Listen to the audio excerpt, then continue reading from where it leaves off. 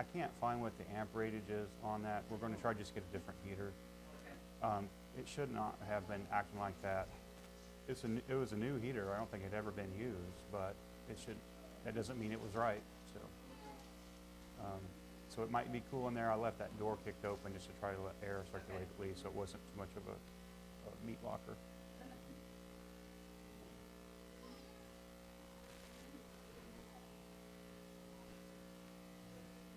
Lila, go Miss Marilee. Go to your class, Lila. All right.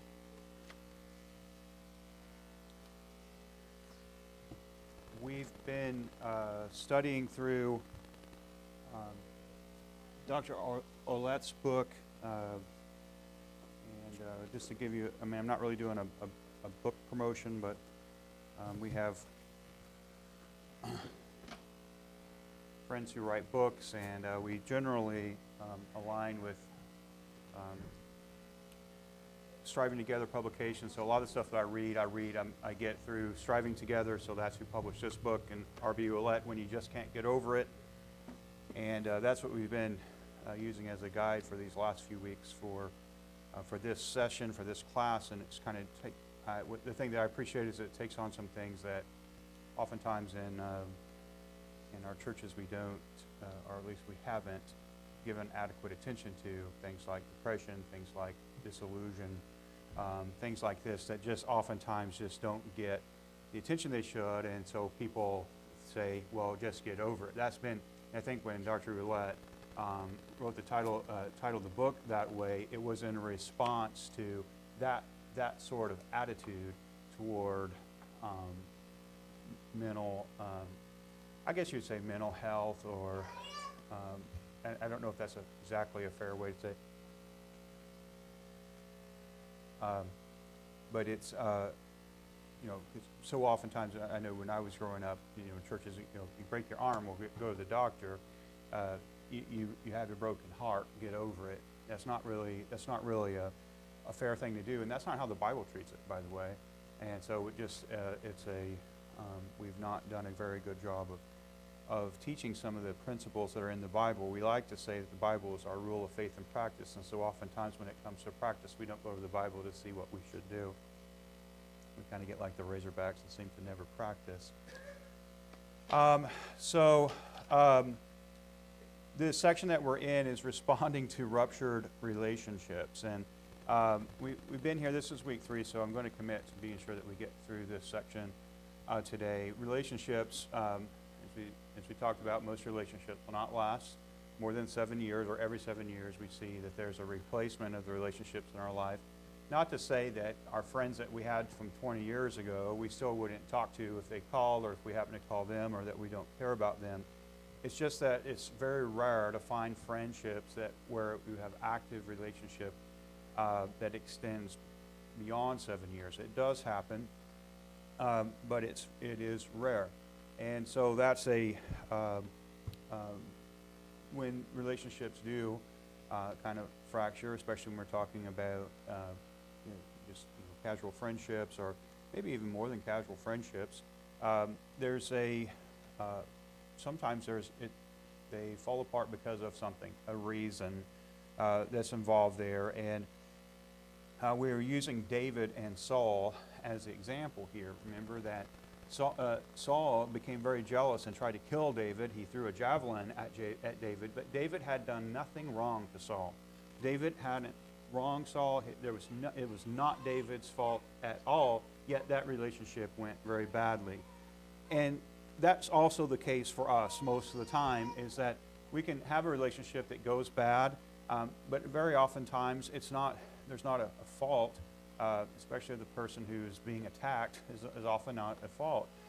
Still, David responded in a way that's probably unusual. At least I find it different from how my natural responses tend to run, and that is that David did not go to attack Saul. He tried to protect Saul, in fact, multiple times, and wouldn't allow others to go attack Saul. He did not gather up an army against Saul. And that's quite a telling course of events. So, because I'm kind of running towards the end of this lesson, a lot of the things that we've studied, looking at the Bible, we've somewhat passed those, and we're almost into a summary stage, but then we have a couple ahead of us. Let me just rehearse a few of the pieces here. One, do not accept everything that you hear. Do not accept everything that you hear about the other person, other part of your friendship that's perhaps ruptured, or other part of your relationship that's perhaps ruptured. Do not accept what you hear from friends or from foes. Do not, especially this day and age, do not expect everything that you see or hear, especially online. There's so much, the deep fake sort of stuff is just crazy, and so much stuff that people really do say can be taken out of context. It's very easy to take things out of context, and the way that we communicate nowadays in our modern English with 168 characters or whatever may be the case, we're trying to be brief, either on a text message or an internet post. It's so easy to have things out of context. So please be careful of those things. In every case, prefer Christ. Remember that Jesus, who really did have some very ruptured relationships before his crucifixion. Remember, Judas has just betrayed him, and Jesus calls him friend. He wasn't being sarcastic. This is a pretty telling thing. We ought to try to prefer Christ in every case. Remember that even though we have been wronged or sinned against, and perhaps very grievously, Jesus has died for that sin and that wrong. That's hard to do. I know it, and it's not just. And again, the whole idea of this book is not to say things in a flippant way like just get over it. It's to actually acknowledge and recognize that it's hard to do that.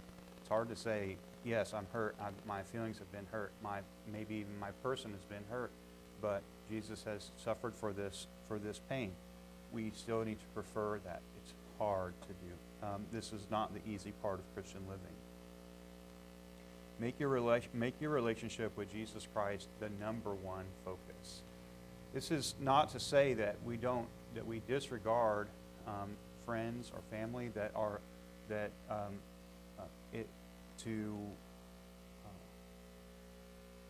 in other words, whenever we come home from work, that we just run into our Bible study and we ignore our wife and children.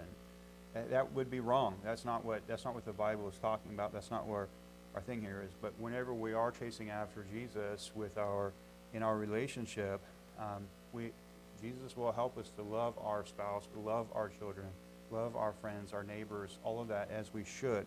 And so we will, by focusing on Christ, it will only enhance and make correct our relationships with others. Okay, having all of our hope in one single relationship is a recipe for disaster.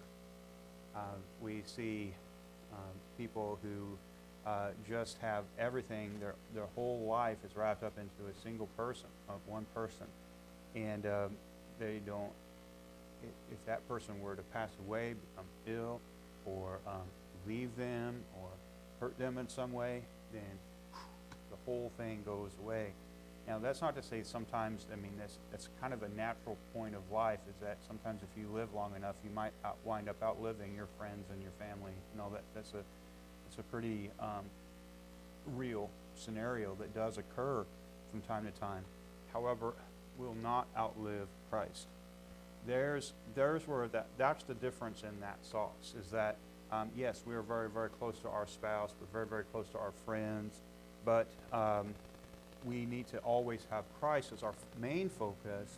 And if Christ is teaching us to love our spouse or to love our friends, then when things change, as they will on an average around every 7 years, then there's still Jesus to guide us through those changes that occur in life. He will continue to be there. Remember that, humanly speaking, even healthy relationships can sometimes pull us away from Christ. We will have people that'll say, yes, I commonly hear this with, oftentimes, and I'm not being disrespectful, but it's just in the sort of work that I do, this happens a lot where I will find ladies who will go after Christ, but maybe they've been dealing with some sort of addiction or some sort of struggle in their life, or maybe they've been in abusive relationships before, and here comes another guy who's great. He goes to work. He's got his own truck. He doesn't beat her or any sort of thing like that. He's everything great, but when it comes time to go to church, he's going to the river. And now then, she had been at church. She's in a healthy relationship, humanly speaking, but she's at the river. She had been in her Bible study in the evening time, but now she's hanging out with friends on the evening. You see what can happen? It's a healthy relationship, but it pulled her from Christ. Got to be careful of these things. That's not to say that sometimes there's going to be, those relationships are going to exist. It's just going to happen. And we should not ditch every one of those relationships, but find a way in the prioritization of your life to maintain focus on Christ. And be friends with all those things and have a relationship. David did not need, here's kind of going back and referencing David. I promise we'll get back into the scripture before we conclude today. But David did not need Saul to fulfill God's will for his life. This is interesting. Saul and David, how important was Saul to David? Audience participation time. What were some of the things that Saul did for David?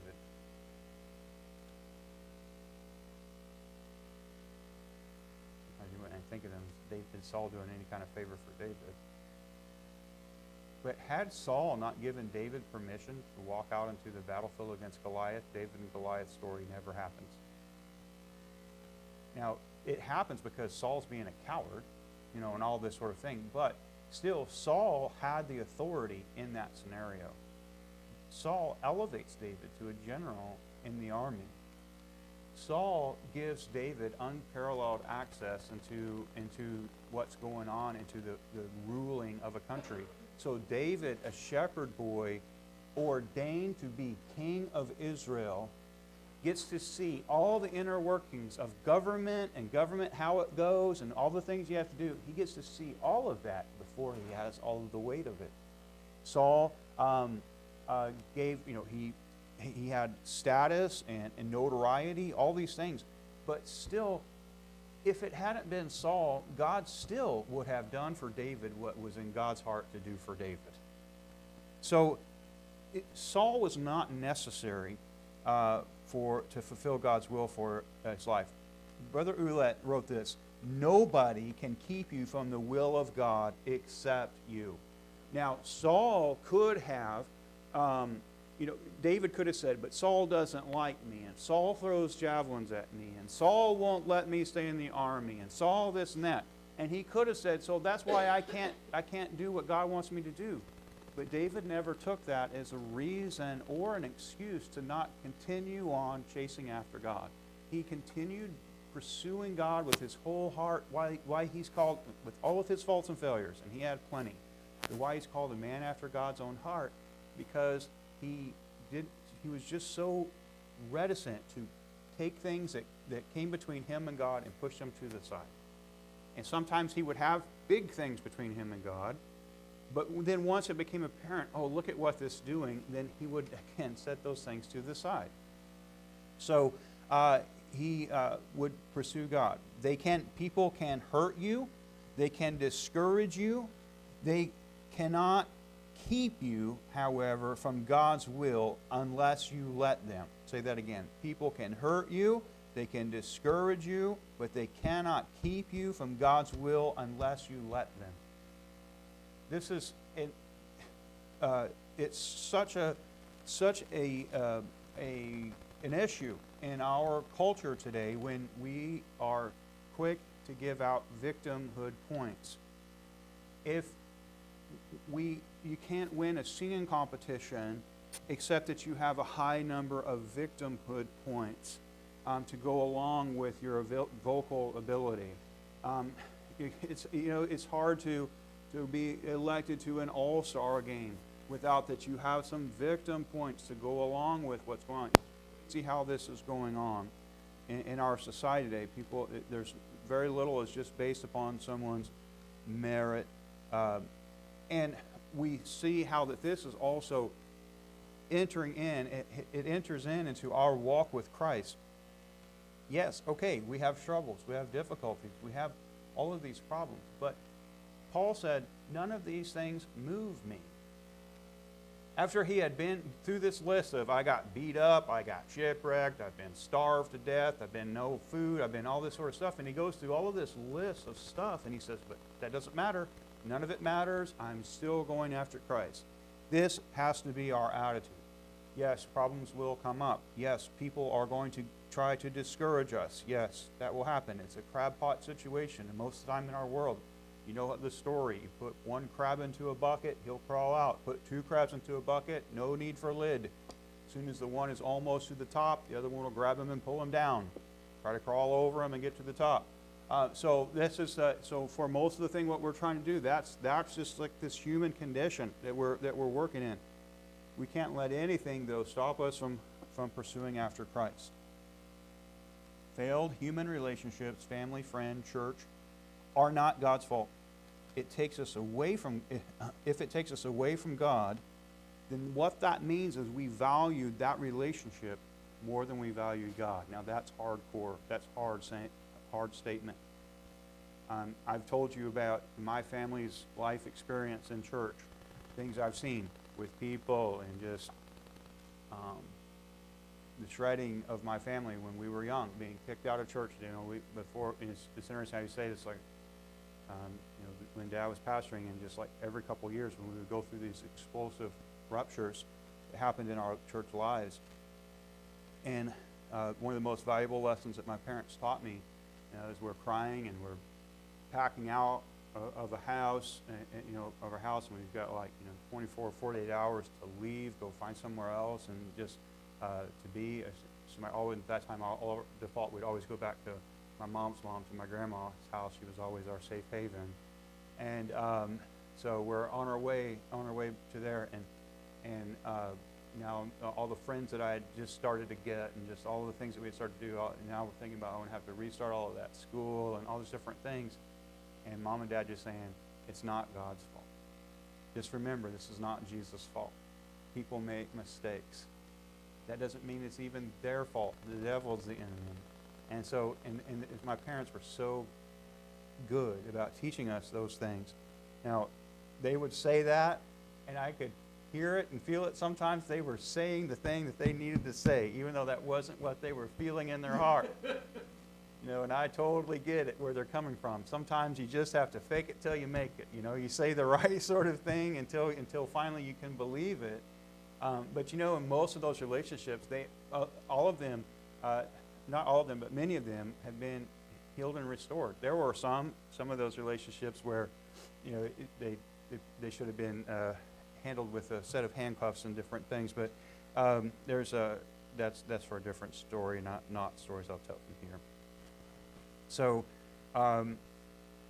but we can't so oftentimes when we have struggles, let me tell you about this, that when we encourage tragedy in our life will do one of two things.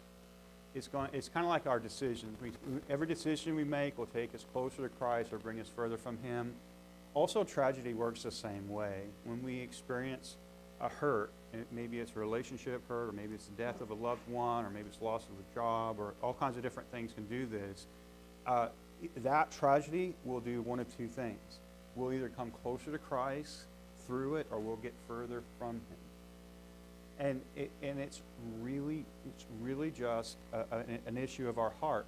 And here's the difficult thing to truly take into account, because it seems mean to say it, but it's Luke 14 sort of stuff. I'll describe that in a minute. That if the result was it took us further from Christ, then that meant that relationship was more important to us than Christ was. And so then we can ultimately come to the point to say, then that, in a way of speaking, was an idol to us, between us and God. And we could also, and it just without, now we're not following on a limb, but then the logical conclusion of that is, was that God combating the things in our life that was keeping us from Him? He never wants to be number two in our life. He's not racing anyone. He's not out to compete with anyone. There is no competition with Him. So that's a really kind of a thing. Now, that doesn't mean that He's like taking out His vengeance on our thing, but in through the course of life, well, what's He doing? He's working in us to try to bring us to Him.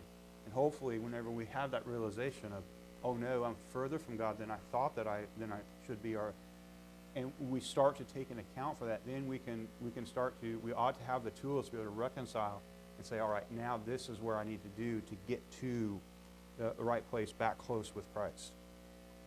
Pausing for a second. Questions or comments here? We're well ahead of schedule. Okay. I know I've only got like 4 lines left, so we'll try. So then, what now? What now? We have had a ruptured relationship. Our marriage is busted up, or our dear friend has done away with us, or we just had some sort of split up, some sort of, maybe our family or whatever. What do we do? What do we do?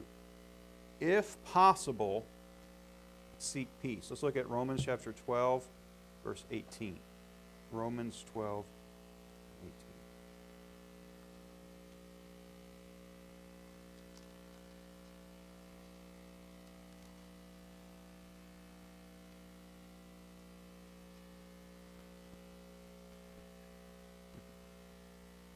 Always the one I'm really going to. You could read 17 and connect. I know you're waiting for it.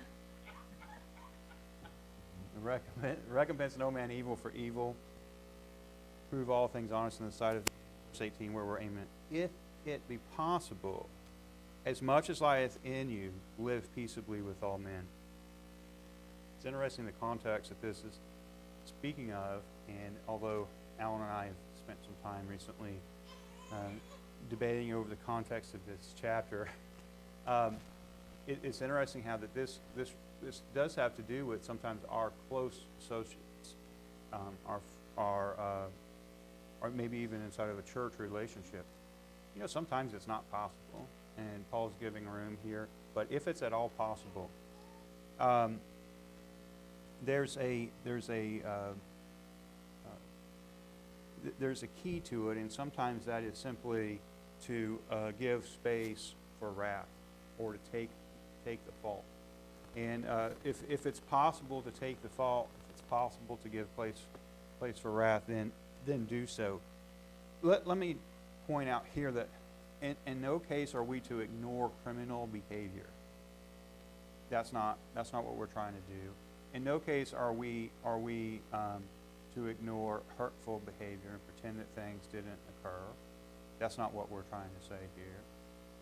What we are trying to say, if it's possible, even after hurts and harms, that there can be reconciliation, and sometimes reconciliation will not come to the same level as it was before. Sometimes it will be reconciled like, okay, we acknowledge that, we acknowledge the fault, we acknowledge the failure, we acknowledge your desire to try to seek forgiveness, and that's fine, but the relationship will now be different from here forward. There's going to be a difference in the level of things that I trust you with. There's going to be a difference in the level of things that I allow, how far that we go together. That is reasonable. Gentle as serpents. Gentle as serpents. Mm-hmm. Gentle as doves, wise as serpents. We don't have to, when someone's hurt us or they've hurt us again and again, we don't have to continue to put ourselves in a position to be able to be hurt again and again and again. We can forgive them without granting them full access to the same things. that's fine. But in fact, sometimes that might actually be a more correct definition of forgiveness. We acknowledge I acknowledge what you've done, and I acknowledge the way that you behave, and I forgive you for the way that you behave. But not really, but in recognition of that, then here are the boundary lines. Here is as far as this is going to go from here on out. That way, I'm helping to keep you from hurting me, and I'm also helping to keep you from sinning against me.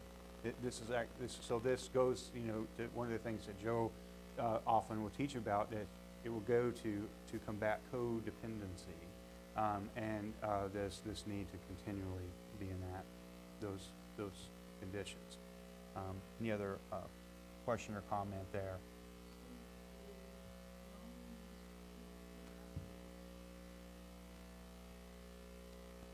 Romans is fairly early, and that Paul believes it. But what say again, Al? It's late, he says, so it's after Barnabas. Yeah, even if he had learned, that doesn't mean he's not going to do stupid stuff again. But yeah.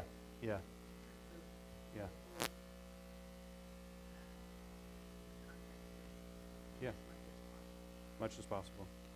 Yeah.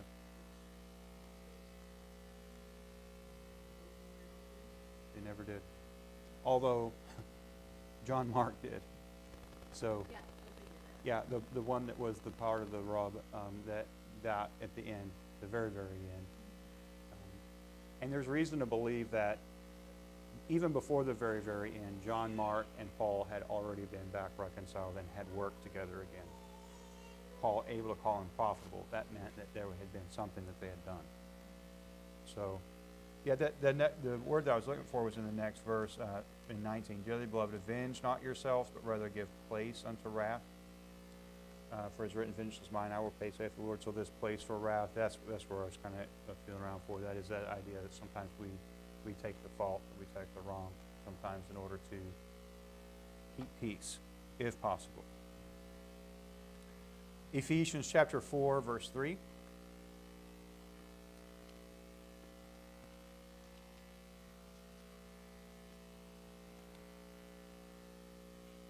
know what I'm going to do.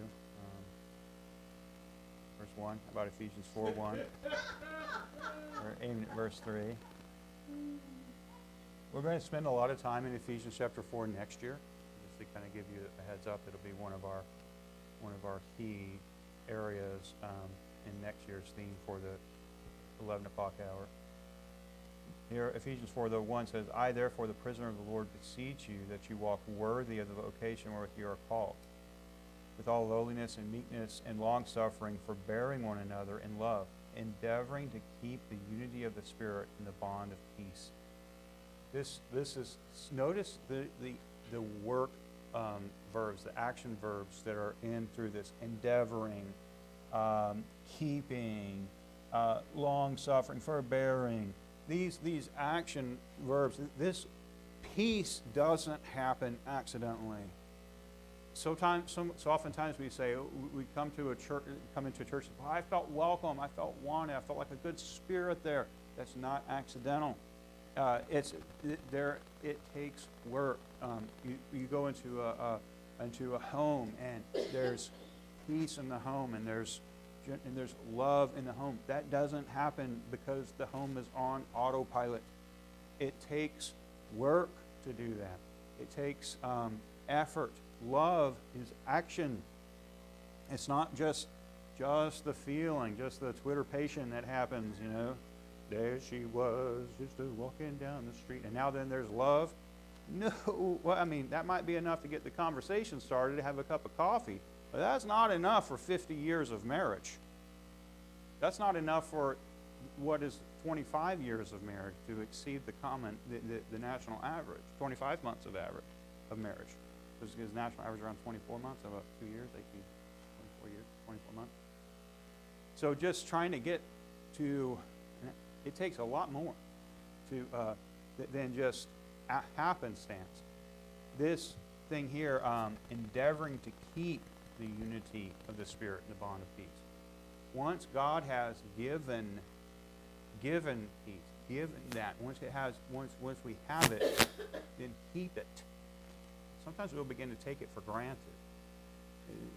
It's not like the things that we've been afforded, maybe handed down from our family, and then we don't understand what it took to get it, or handed down maybe in a country where there's where you have roads and government and general peace, and then a kid wakes up one day in that country, and next thing you know they're voting, and the next thing you know, if you never had to build it, it's hard to know what it took to get it.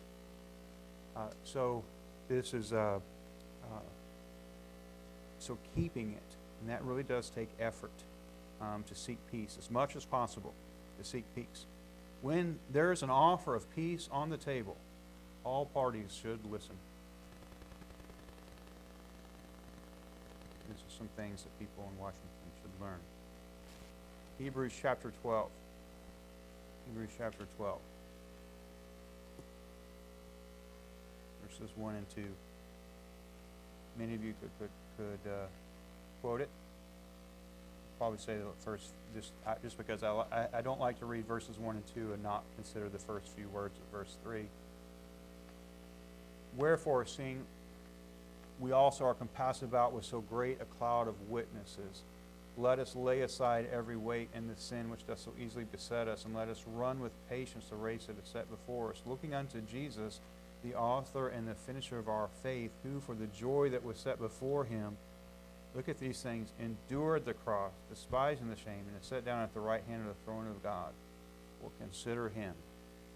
This verse here, especially in verse 2, talking about as much as is possible to seek peace. Well, look what Jesus did in order to gain peace with us.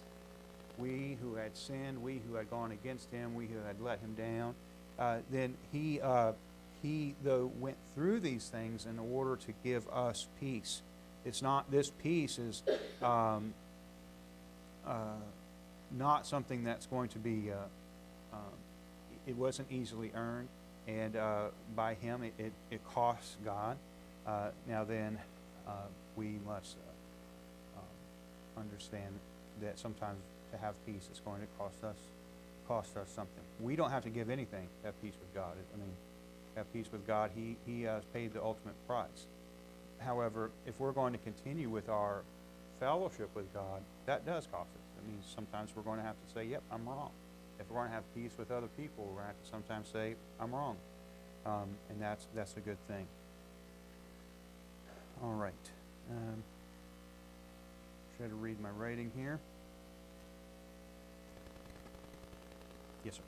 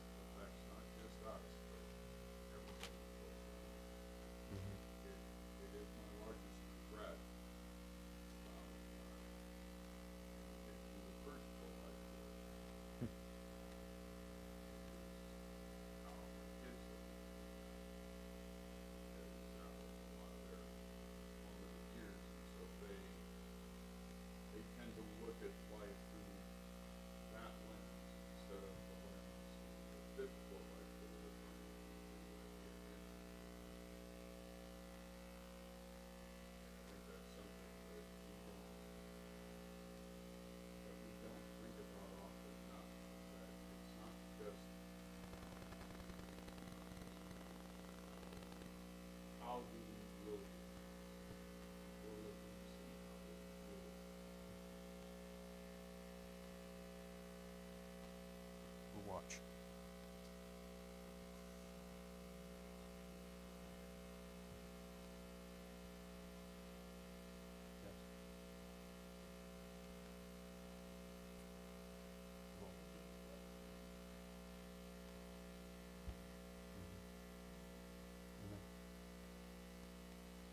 Big. Still people are watching here and there. Let's go one more. Well, actually, there are going to be a few more, but let's look at Psalm 119, 165.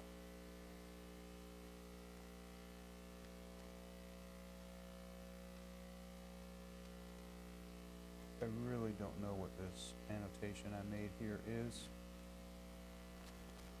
but try to figure this out. A lot of you can quote this verse too.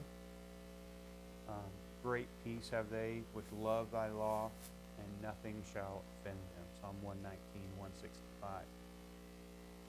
Great peace have they which love thy law. It's hard to love God's law if we don't know it. So one thing we need to do is spend time in it. But then we find the more that we come to depend upon Christ and we depend upon our relationship with Him, so then we're depending that these experiences that we're having, ruptured relationships, for example, then they have not gone unnoticed by God. And so if this is the case, then we have to trust God more than what we're trusting, what we're experiencing. We have to be able to trust God more than the things that we can see, the things that we hear, the things that we feel. It's very unnatural to trust God as much as we should, as much as He calls us to trust Him. And consider how silly, really, the idea is that what we're participating in today, from a human experience, to say that we are going to come today and we're going to praise God. We're going about in a minute here, we'll sing some songs, and we're worshiping Christ. Where's the God that you're worshiping? Well, He's in our hearts. He's among us. He's in heaven. Well, just if you take a real atheist and have them to try, they'll say, well, you're not doing anything. You're singing into the air. You're not worshiping anything. And then we'll take that a further thing and say, well, we're going to trust Him to deliver us from hell that we've never seen, to deliver us into heaven, which we've never seen, to reunite us with Himself, whom we've never seen, to reunite us with our family who we've been separated from for a while, who we saw after they had passed away. See, really, from a human perspective, these things are kind of silly, right? And they don't add up. But the just shall live by faith. And so this portion of faith. And if we're going to have faith for those things, we need to also have faith for the things that happen that are not as big as life and death, but sometimes they feel that heavy and that big. And they do impact our life and cause us sometimes to even, as it was the experience with Jonah, as it was the experience with Elijah, as it was the experience with Paul, to even wish for death sometimes because of things that we're going through in our life are so difficult. But if we have peace with God, we're trusting Him, then we can go through this life without those offenses. It's very difficult. Matthew chapter 5, and these we'll spend our last couple verses in Matthew 5, because offenses are going to come, relationships are going to fall apart. We are going to experience this. It's not a question of if this will happen. It will occur. Matthew 5 and verse 21. We'll go to that paragraph. Matthew 5:21. You have heard that it was said by them of old time, Thou shalt not kill, and whosoever shall kill shall be in danger of the judgment. But I say unto you, whosoever is angry with his brother without cause shall be in danger of the judgment. Whosoever shall say unto his brother, Raca, shall be in danger of the council. But whosoever shall say, Thou fool, shall be in danger of hell fire. Therefore, if thou bring thy gift to the altar, and there rememberest thy brother hath aught against thee, leave there thy gift before the altar, and go thy way first, be reconciled to thy brother, and then come and offer thy gift. Agree with thine adversary quickly while thou art in the way with him, lest at any time the adversary deliver thee to the judge, and the judge deliver thee to the officer, and thou be cast into prison. Verily I say unto thee, thou shalt by no means come out thence, so thou hast paid the uttermost farthing. Jesus is here talking about this offense, and in this case, it's the offender who has a responsibility to go and get something right, or he's got something against someone else. And so here he says, you're going to go bring a gift, and you realize you've got something against someone. You're to go and get that settled. Don't try coming to Christ while you've got to God with your needs. while there's still stuff that needs to be settled with you. So the offender has a responsibility here in Matthew chapter 5. Now, Matthew chapter 18, we see something else. We see it from a different perspective, and this shows the emphasis that Jesus had in his teaching about offended. So Matthew chapter 18 and verse 15, what does Jesus think about relationships? He valued them very highly. Matthew 18 verse 15, moreover, if thy brother shall trespass against thee, who's offended here? I mean, who's he talking? He's talking to the offended, not the offender. Chapter 5, he's talking to the offender. Chapter 18, he's talking to the offended. Moreover, if thy brother shall trespass against thee, go and tell him his fault between thee and him alone. He shall hear thee, and if he shall hear thee, thou hast gained thy brother. We'll leave off reading there because of time, but the verse continues on about different ways to do it.